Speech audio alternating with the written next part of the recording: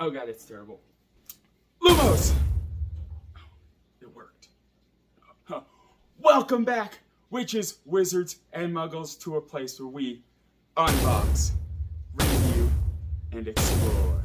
Today, we're going to take another look at a wand from the Noble Collection. See what we got. What a nerd. How does he do that? Alright, welcome back. Today's wand,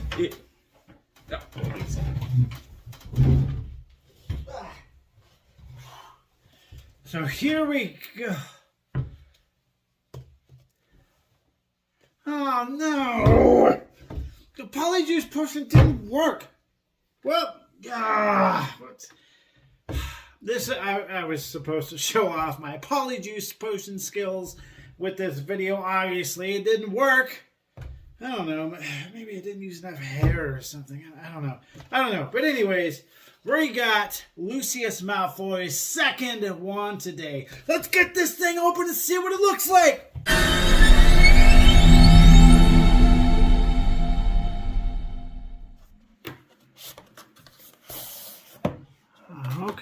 Okay. We got a gray box. All right. And as always have that protective felt to protect your merchandise.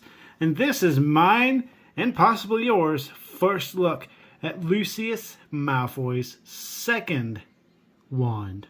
Now, let's get this thing out of the box together. All right. Oh. Okay. Another wand with some good significant weight to it.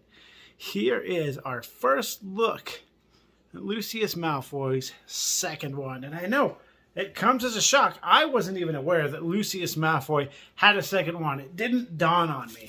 But we can't forget this beautifully made golden name tag. Now, before we get into any more detail, let's take that closer look. Lucius Malfoy, a recreation of the famous wand. And I know this looks completely different than his wand because this is his second one. As we come around, take a look at the very top of the wand. Take a look at the handle, that cedar color. It's got a little bit of green, a little bit of blotches mixed in there with it. And we come to the neck. This is a very basic wand as we pass by that timestamp. Sort of looks like it was made in a rush because it's a little rough around the edges. Very symmetrical all the way down to the tip of the wand. And again, the beautiful golden name tag. Now, if you didn't notice, I didn't mention a few things because this wand is of unknown length, unknown wood, unknown core, unknown make, unknown year. Absolutely nothing is known about this wand. All that we know, the one thing we know, is he got it.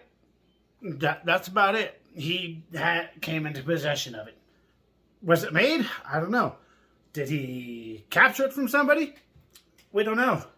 But the one thing we always get to know about each and every wand is that the Muggles let me borrow their number sticks. And we set a stick down, we put the wand beside it, and we know exactly how long the wand is. Boom! We put down the wand. Oh, this wand is exact. Right there at 14.5 inches.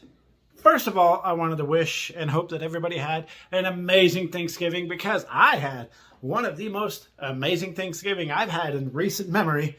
And, you know, it was up until that I crashed and rolled my four-wheeler, bruised several of my ribs and my chest, and made it really hard to kind of move around and kind of ruined the rest of my weekend. But it was fantastic. I wouldn't take it back for anything. I hope you all had a great one. Now back to this wand. Like I said, absolutely nothing is known about this wand. Did he capture it off somebody? Did he beat somebody up for it? Did he kill somebody for it? Did he have Grigorovich or Ollivander make it for him? We don't know. My guess would be that Ollivander made it for him because Ollivander was down in his dungeons at the Malfoy Manor. So he could have forced Ollivander to make this wand for him. Now, I say this wand looks like it was made in a hurry. because it's pretty rough around the edges. Right there, we got that timestamp, 2018. But it looks like it was sanded down and then kind of just like, good enough. And we come back up to the handle. It's got like some blotches, some stains in it, as if, I don't know, it was made in the rain or something like that. Maybe that's done on purpose. I'm not sure. And the color of this wand is completely different than the wand we've all came to love from Lucius Malfoy.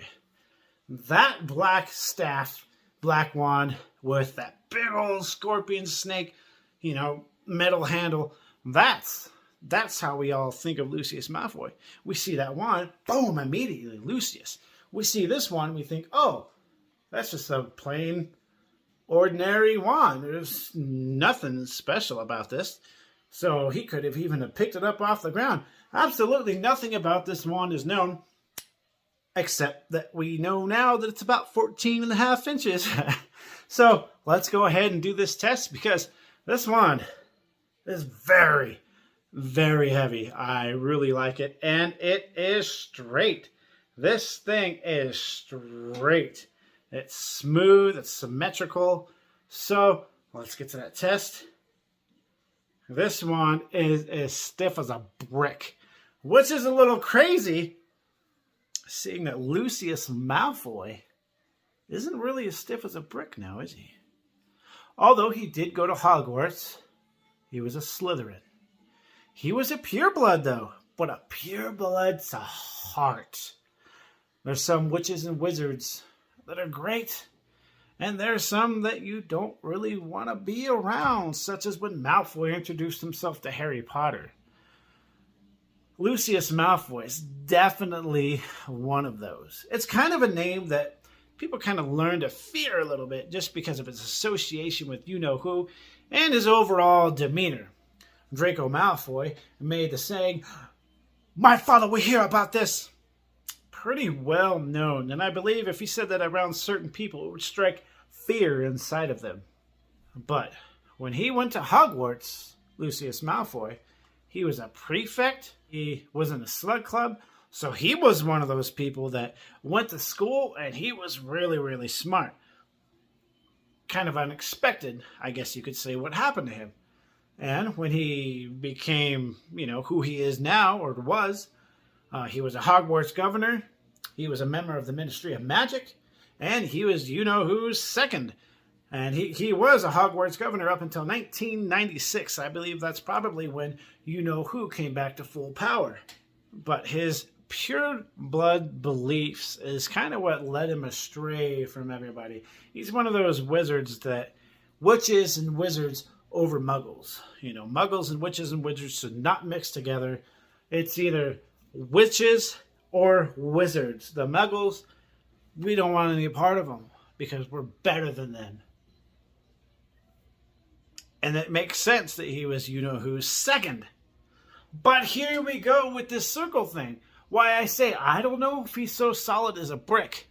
Because, he claims, like many of the other witches and wizards, that he was imperious. He didn't know I was under the imperious curse. I didn't know what I was doing. Yes, master, no, master. So, it's kind of hard to tell who is lying and who is telling the truth. Yes, you can use Veritaserum, but what are you going to do with Veritaserum with the entire witches and wizard community?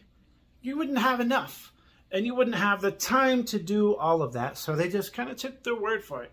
You-know-who was an evil lord that wanted nothing better than to conquer the wizarding community for himself and put the motto of "for the greater good" into use once and for all. But I don't know, kind of like Wormtail, Lucius Malfoy seemed to be the person that, "I returned." Yes, but you returned out of fear, not loyalty. And I think that's the same thing with Lucius Malfoy. Because throughout the movie, even Draco and Narcissa just doesn't seem anything. She just doesn't seem to have to want anything to do with the whole situation. And Draco, you could see, at least in the movies, as time goes by, he turns paler and paler. He starts looking sick. And it's the same thing with Lucius Malfoy. Lucius Malfoy knows that his son was put in charge of killing of killing Dumbledore. And it was just worrying and worrying Lucius. Because it turns out Lucius is one of those fathers that would do anything for his son. So, towards the end, well, let's stop right there real quick.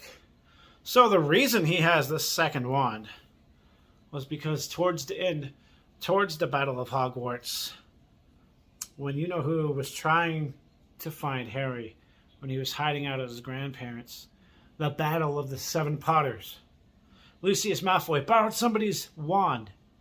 And I believe he chose the person who he thought was most questionable. Because he did ask Lucius, how can you sleep at night? Or something along those lines. Because Lucius Malfoy, he knew Lucius Malfoy was not loyal. Because when you-know-who was gone, Lucius Malfoy pretty much did absolutely nothing. You-know-who came back to a Tower of Lucius Malfoy failures, or the Malfoy's failures. Because of Lucius, he put his whole entire family kind of at a disadvantage, at a danger. So, his wand was destroyed during the Battle of the Seven Potters, which is how he came with this wand. But at the first opportunity, I guess it's kind of a big Slytherin trait. At the first opportunity he had, him and his family fled the Battle of Hogwarts. They disobeyed, they abandoned you-know-who. They left while the battle was at its deadliest, was at its most important. When Harry Potter came back, you-know-who thought he killed Harry Potter, but he only destroyed the Horcrux within Harry Potter. It was at that moment that you-know-who, Draco, and Narcissa fled. And it's rumored that because of their willingness to flee and disobey and disregard, they did not get punished. They were set free. Because, like I say, it doesn't look like Lucius Malfoy wanted anything to do with you-know-who's return. It kind of looked like he dreaded the whole entire thing.